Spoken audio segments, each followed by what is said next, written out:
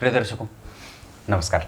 एक बार फिर से उपस्थित हूँ आप सबके सामने रविवार के कार्यक्रम में विश्लेषण जन्म कुंडली का। इस कार्यक्रम के अंतर्गत इस सप्ताह मैंने जिनकी कुंडली चुनी है, ये बहुत दिन से जुड़ी हैं। एक भाविशा पटेल जी हैं और एक भाविका पटेल जी हैं, पर ये इनका नाम भाविका पटेल है। ये हैं नवसारी गुजरात की।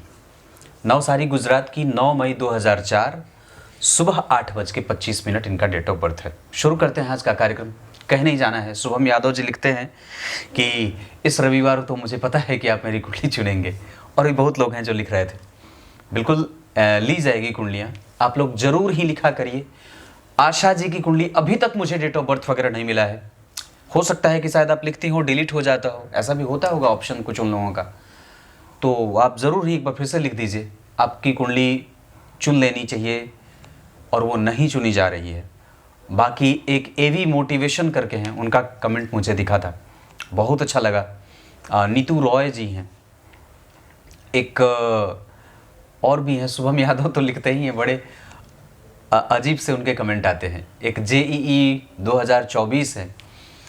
अच्छा, वो कहाँ गई अनुष्का पांडे जी? वो आजकल नहीं दिखती हैं। वो मेरे कार्यक्रम की सबसे छोटी बहन जी थी, दिखती नहीं है अब। और भी बहुत लोग हैं जो अगर चले गए हैं तो वापस आ जाएं, कार्यक्रम देख रहे हैं तो। शुरू करते हैं आज का कार्यक्रम। कहीं नहीं जाना है। भाविका पटेल जी की कुंडली। इन्होंने सवाल मात्र 2 पूछे हैं, विवाह और करियर। आइए दोनों बता देता हूँ।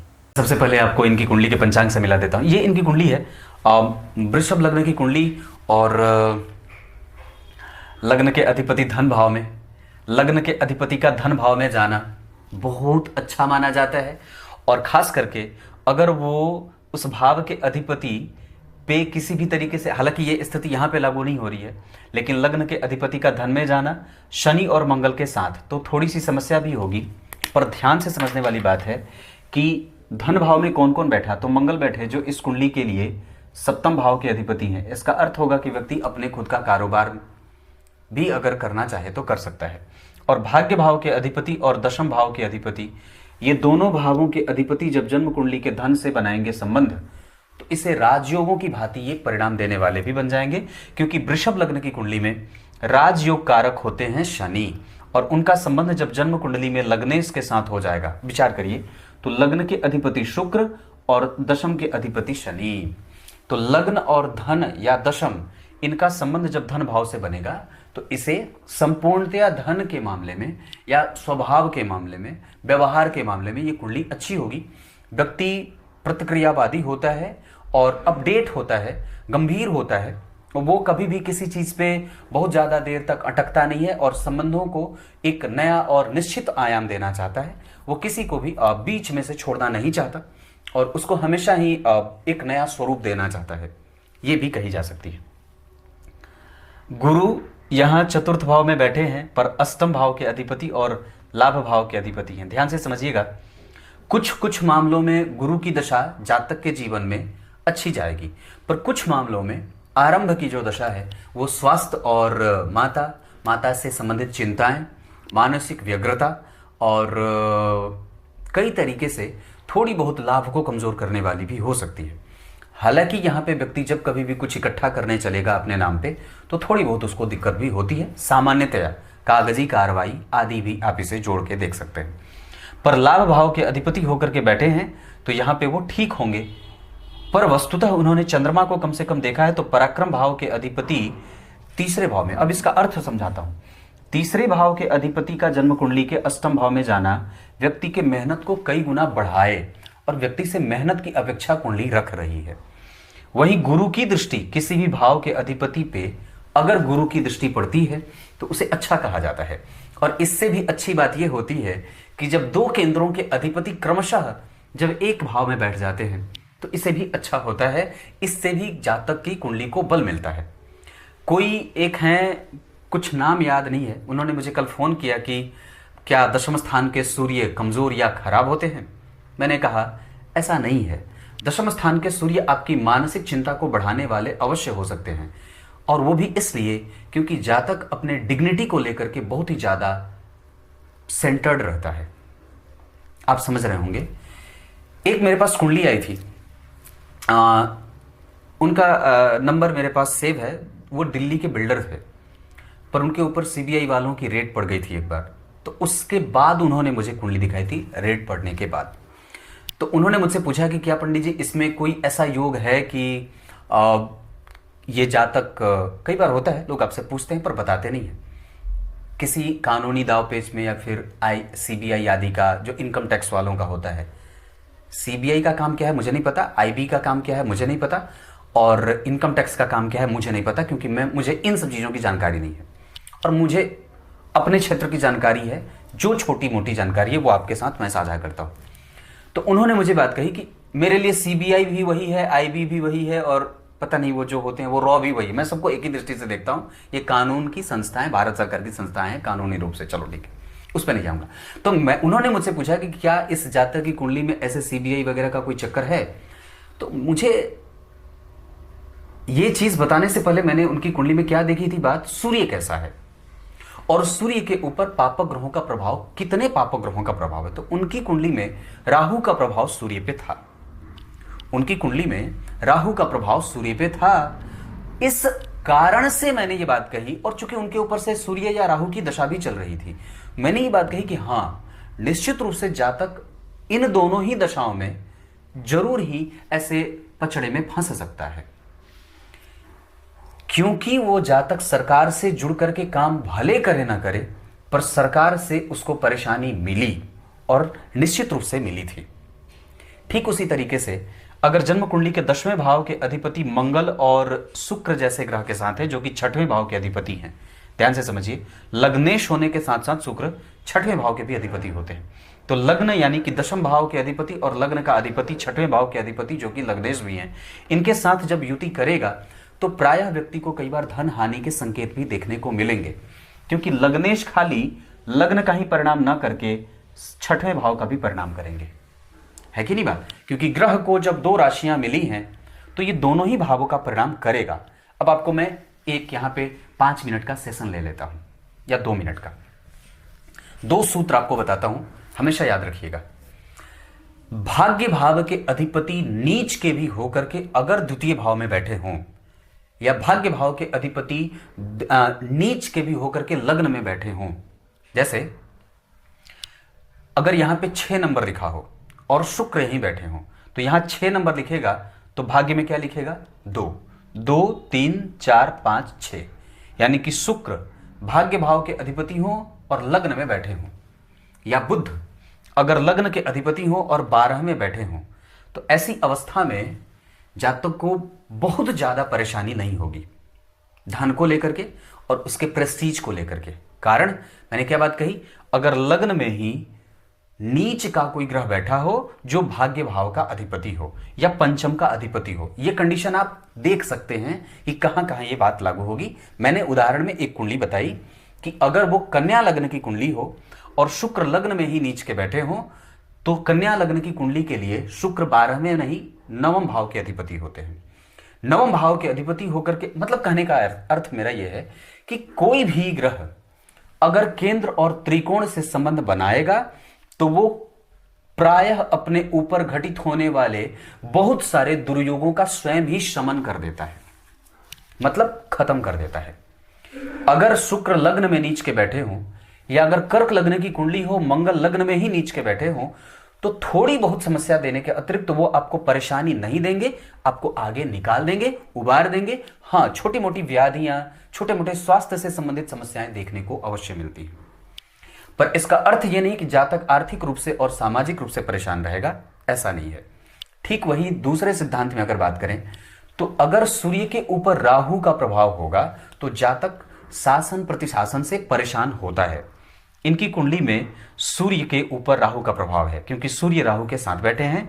10वें भाव के अधिपति शनि 6वें भाव के अधिपति शुक्र के साथ और मंगल के साथ बैठे हैं, जो इस कुंडली के लिए मारक होते हैं। आप लोगों को समझ में आती हैं चीजें, या ऐसे ही टुकुर टुकुर देखते हैं? समझ में तो आती होंगी, मैं इतना ज्यादा क्लियर बोल रहा हूं, और मैंने कोई बहुत ज्यादा ऐसे षष्ठेश सप्तमेश युति ऐसे कोई टेक्निकल टर्मों का इस्तेमाल भी नहीं करता हूं। बहुत ही सामान्य आप लोगों के लेवल पे आके समझाने की कोशिश करता हूं। अपने ज्योतिषीय ज्ञान का बहुत ज्यादा दिखा देना ज्योतिषी नहीं कहा जाएगा, उसको आप किस तरीके से समझ सकते हैं, ये मेरी प्राथमिकता होनी चाहिए। तो मेरे कहने का अर्थ है कि यहाँ पे थोड़ी बहुत समस्या करियर को लेकर के, जहां छोटी मोटी प्रतियोगिताएं जातक को झेलनी पड़ेगी। आप जो भी कर रहे हैं उसमें कम से कम स्वभावगत आप फैशन से संबंधित भी कोई काम कर सकते हैं। पढ़ाने का काम भी आपकी कुंडली में बनेगा। इसके साथ साथ अगर हो सके तो किसी को देने से और किसी को उधार देने से बचना चाहिए, किसी को दीजिए मत। संतुलित होकर के अगर काम करते रहेंगे तो चीजें अच्छी रहेंगी। अब एक बात और भी है कि यहां केतु बैठे हैं तुला राशि के, जिनकी दृष्टि भाग्य भाव के एक घर आगे दशम भाव पे जा रही है। ये इनकी अपनी राशि होगी या फिर सामान्यतः मित्र की राशि कह सकते हैं। और केतु की दृष्टि यहां पे बुध और सूर्य को भी प्रभावित करेगी। पर ये सूर्य और बुध पे जब राहु और केतु का प्रभाव पड़ेगा तो असंतुलन भी पैदा करेंगे और स्वास्थ्य जनित समस्याएं भी पैदा करेंगे। और 12वें भाव में सूर्य और राहु के कारण व्यक्ति को नेत्रों से संबंधित भी समस्या झेलनी पड़ती है, क्योंकि शुक्र, मंगल और शनि जैसे दो पापक ग्रहों के साथ हैं। तो नेत्र पे निश्चित रूप से आपको हमेशा ही नेत्र से संबंधित समस्या ना हो, इसका ख्याल रखना होगा। इस कुंडली में धन ठीक है, थोड़ी बहुत परेशानी और मेहनत के बाद धन आपके पास आएगा और टिकेगा। आपका स्वभाव बहुत अच्छा है, पर अष्टम भाव के चंद्रमा धनु राशि का निर्माण कर रहे हैं। इसके ऊपर से अभी जब गौर करेंगे तो मकर राशि के शनि हैं, इनके ऊपर से 7.5 का फिर से देखिए इधर मेरी तरफ धनु राशि बनी है। धनु राशि वालों के ऊपर से अभी शनि की 7.5 चल रही है। जैसे शनि मकर राशि से कुंभ में जाएंगे तो ये खत्म हो जाए।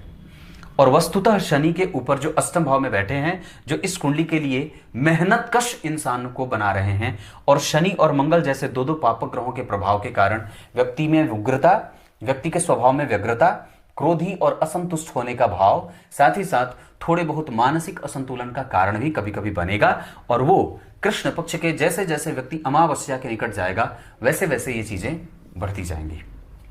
वैसे आपकी कुंडली में दशम भाव के अधिपति धन भाव में बैठे हैं। आप खुद का कारोबार भी करना चाहें तो निश्चित रूप से मंगल के साथ बैठे कर सकते हैं। बहुत ज्यादा दिन तक इंतजार करने का कोई अर्थ नहीं होता है। मैं यहां तक था और आपको आपकी कुंडली के पंचांग से मिला देता हूं, जहां पे बहुत सारी चीजें आपको यहां से भी देखने को मिल जाएंगी। जैसे आपका जन्म भाविका जी वैशाख माह में हुआ है, ऐसी अवस्था में व्यक्ति मेहनती खूब होता है।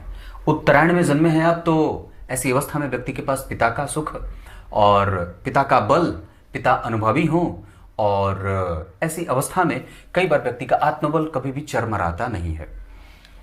ग्रीष्म ऋतु के कृष्ण पक्ष के पंचमी तिथि का जन्म है। घर से दूर जाइए, धन बचाने की कोशिश करिए। ग्रीष्म ऋतु में जन्मे हैं तो ये बात बन रही है। रविवार कृष्ण पक्ष के पंचमी तिथि के चंद्रमा शुभग्रह होंगे। रविवार के जन्मे होने से आपके पास साहस है, बल है, पराक्रम है, तेज है, सौंदर्य है, सुंदरता है और वाणी का प्रभाव है। उसमें कई बार व्यक्ति को झूठ और कई बार चटपटा भोजन और कई बार स्वभावगत बहुत गंभीर और सत्यभाषी और कई बार अपनी बातों से किसी को अपनी ओर आकृष्ट करने वाला, ये चारों ही बातें घटित हो रही हैं। आगे बढ़ता हूं। आपकी कुंडली में आपका जन्म पूर्वाषाढ़ा नक्षत्र, साध्य योग, तैतिल करण, क्षत्रिय वर्ण और मनुष्य गण के हैं। व्यापारिक ना होइए, जितना ज्यादा हो सके राजसिक होने से बचिए। मैंने कई बार ये बात कही है, फिर से एक बार बता देता हूं। सात्विक, राजसिक और तामसिक। सात्विक वालों का सिद्धांत होता है जियो और जीने दो।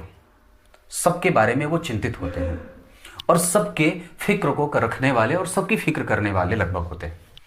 तामसिक वालों में मारो, काटो, झेलो मत, अपने आप को देखो, किसी दूसरे से क्या मतलब है, ऐसी प्रवृत्ति आजकल के लगभग इंसानों की हो गई है। तो इसे आप कह सकते हैं कि ये तामसिक प्रवृत्ति का बढ़ना होता है, जो कई बार व्यक्ति के भोजन से संबंध रखता है और उसके संस्कार और उसके डेली रूटीन पे निर्भर करती है। जैसे आप अगर देर तक जागते हो, देर तक सोते हो, गंदी चीजें देखते हो, उटपटांग लोगों के साथ रहते हो, कभी भी धर्म आपके साथ नहीं है, कथाएं नहीं है, रामायण नहीं है, रामचरितमानस नहीं है, भागवत महापुराण नहीं है, देवी भागवत नहीं है, गीता जी नहीं है, धर्म ग्रंथ नहीं है, गीत गोविंद नहीं है, भागवत नहीं है, आदि आदि चीजें, गाय नहीं है, ग्रंथ नहीं है, गीता नहीं है, आदि आदि चीजें नहीं है, गुरु नहीं है, तो ये तामसिक प्रवृत्ति को बल देने वाली चीजें हो जाती हैं। इसके अतिरिक्त जो राजसिक होते हैं वो खाओ पियो मौज करो, इस सिद्धांत पे उनका जीवन चलता है।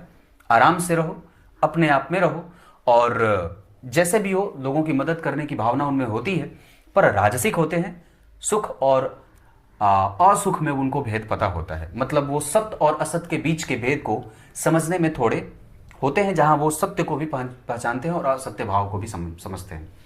तो ये ही तीनों गुण होते हैं, सात्विक, राजसिक और तामसिक। तो यहाँ पे व्यक्ति को छल, कपट, ईर्ष्या, दोह, द्वेष, द्रोह, मोह, मात्सर्य, ईर्ष्या, ये सब आदि चीजों से थोड़े थोड़े अपने आप को निवृत्त करने के पीछे दिमाग लगाना चाहिए। ये आपकी कुंडली में ऐसी चीजें बन रही हैं। इस कुंडली में नौमांस में मंगल का यहाँ बैठना थोड़ी बहुत समस्या और कई बार आपको स्वतंत्र कर देता है, जहां आप किसी भी राय तक अपने आप को नहीं पहुंचा पाते हैं। और यहाँ शुक्र है, आपके विवाह के बाद का दाम्पत्य और संबंध दोनों अच्छा रहेगा। बुध और शुक्र और गुरु 12 में, संतान वगैरह में दिक्कत नहीं होगी क्योंकि सुख की स्थिति में यहाँ स्थिति बन रही है। आपका पति बहुत अच्छा ही होगा और बुद्धिमान होने के साथ साथ कम से कम वो यशस्वी जरूर होगा। यहाँ पे राशि के अधिपति भाव बढ़िया, गुरु कम से कम बढ़िया है पर उच्च की दृष्टि इनकी जा रही है, तो करियर आपका ठीक ठाक बनाएंगे, पर उसमें आरंभ में दिक्कत होगी। यहाँ शनि बैठे हैं और मंगल और चंद्रमा दोनों का प्रभाव भाग्य भाव पे। इस भाव के अधिपति कम से कम यहाँ बैठे हैं और देख रहे हैं जन्म कुंडली के धन भाव को। मंगल और शनि का प्रभाव आपके करियर को अनएस्टेब्लिशमेंट की तरफ लेके जा रहा है और आज की वर्तमान शिक्षा पद्धति पे आपका ध्यान आकृष्ट कराने की कोशिश कर रहा है। कुछ और भी टेक्निकल आप चीजों पे ध्यान रखें तो ज्यादा अच्छी बात होगी। भाग्य को बल देने की आवश्यकता इस कुंडली में मैं महसूस कर रहा हूं और वस्तुतः गुरु केंद्र में अकेले हैं। कहा जाता है किम कुर्वन्ते सर्वे ग्रह यस्य केंद्रे बृहस्पति। गुरु का प्रभाव यहाँ भी केंद्र में, यहाँ भी केंद्र में, और यहाँ पे जो लग्नेश बन रहे हैं वो दरअसल अष्टम में बैठे हैं। तो विवाह के काल तक, अंतिम होने तक, विवाह होने तक व्यक्ति को परेशानी होती है और वो कई बार, बहुत बार स्वतंत्र होना चाहता है, मुक्त होना चाहता है, पर उसमें उसको दिक्कत होती है। और कई दफा आपको बहुत ज्यादा ही प्रैक्टिकल नहीं होना पड़ता है या फिर आप हो नहीं सकते। चाह करके भी व्यक्ति सीमाओं में बंधा होता है। वो चाहता है कि ऐसा हो और पर उसको कई बार बाहर के या अपने गार्जियन के प्रभाव में आकर के कई बार ऐसे निर्णय लेने पड़ते हैं। ये लग्नेश के अष्टम भाव में जाने का प्रभाव होता है। दूसरे नंबर पे विवाह को लेकर के आपकी कुंडली अगर बनेगी तो मिथुन, जैसे शुक्र यहाँ बैठे हैं तो मिथुन राशि, चंद्रमा यहाँ बैठे हैं तो धनु राशि, सप्तम भाव के अधिपति मंगल बनते हैं और इनकी उच्च की राशि होती है मकर, तो मकर राशि के जातकों से। और आपकी कुंडली में जो सप्तम भाव के अधिपति हैं वो मिथुन में बैठे हैं, तो मिथुन राशि के जातकों से विवाह आप कर सकते हैं। दिशाओं के आधार पर उत्तर पूर्व बहुत अच्छी दिशा बनेगी।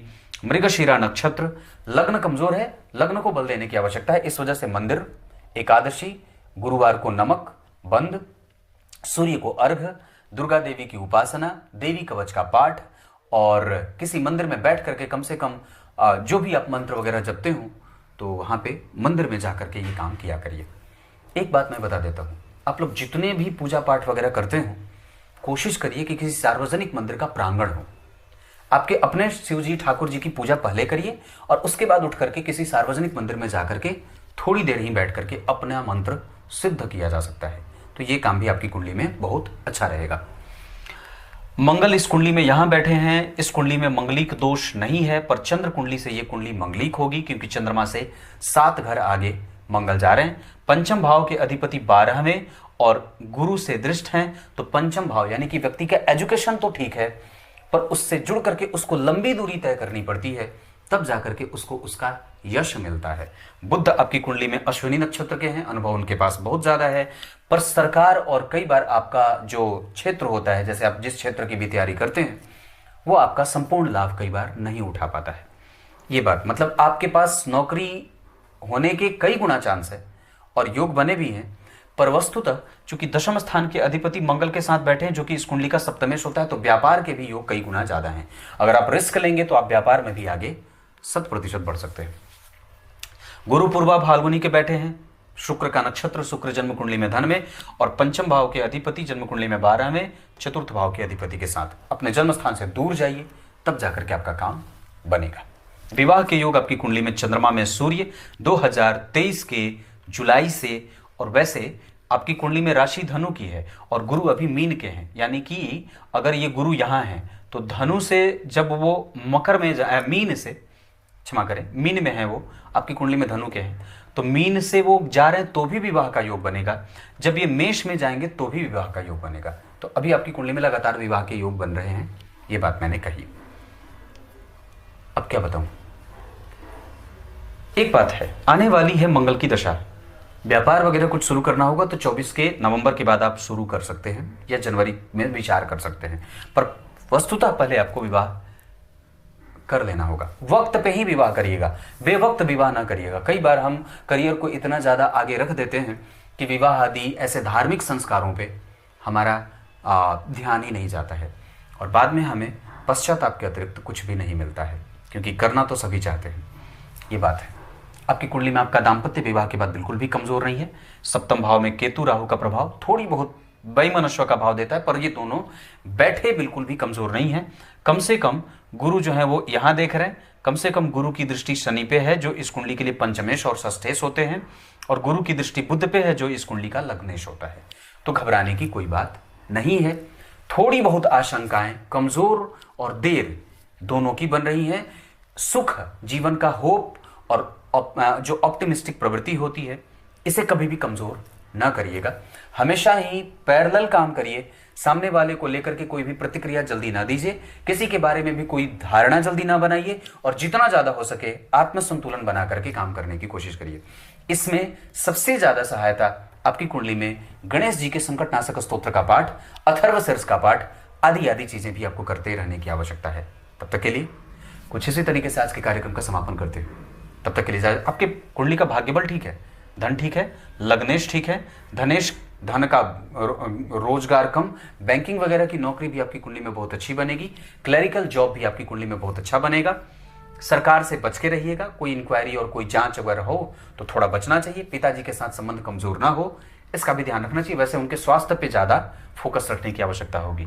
तृतीय भाव आपकी मेहनत बढ़ा रहा है, इस वजह से अभी तक आप थोड़े बहुत मेहनत में भी जाएंगे। चतुर्थ भाव के अधिपति 12वें उच्च के, इस वजह से माता हैं, पर कभी कभी उनके साथ थोड़े बहुत संबंधों में कमजोरी भी देखने को मिलेगी। उनके साथ झगड़ा लड़ाई या बहस मत करिएगा। यहाँ गुरु बैठे हैं, वो आपको ज्ञान देंगी और वो अच्छा ज्ञान देंगी। पंचम भाव ठीक, थोड़ा कमजोर, थोड़ा ठीक।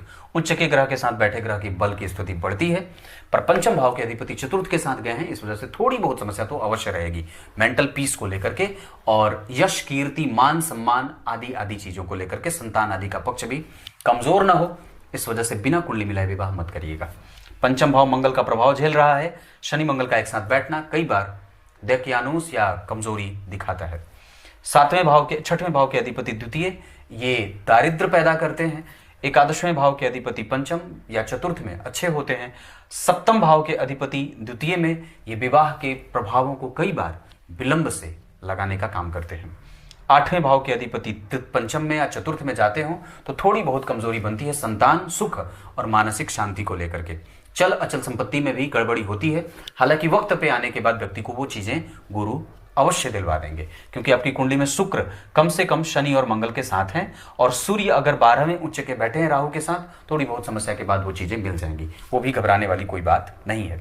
इस कुंडली में पिता का स्वास्थ्य, मेंटल पीस, स्वास्थ्य, थोड़ी बहुत समस्या, रक्त प्रवाह और गैस्ट्रिक पेशेंट होने की संकेत मिल रहे हैं। दशम भाव और एकादशवां आपकी कुंडली, नवम और दशम ठीक बना है, ये बिल्कुल गड़बड़ नहीं है। हनुमान चालीसा का पाठ करिए या मंदिर का दर्शन अगर हो सके तो कर लेंगे तो ठीक है, उससे बल और एनर्जी मिलती है। 12वां भाव से पहले एकादशवां ठीक है, ये महाभाग्यशाली महालाभकारी योग, और 12वें भाव में उच्च के सूर्य आपके व्यक्तित्व को और कई बार आपके पिता का खर्च आपके लिए बढ़ाने के संकेत दिखा रहे हैं। कुछ इसी तरीके से आज के कार्यक्रम का समापन करते हैं। तब तक के लिए इजाजत दीजिए, कल एक बार फिर से उपस्थित होंगे आप सबके सामने। तब तक के लिए बहुत बहुत नमस्कार।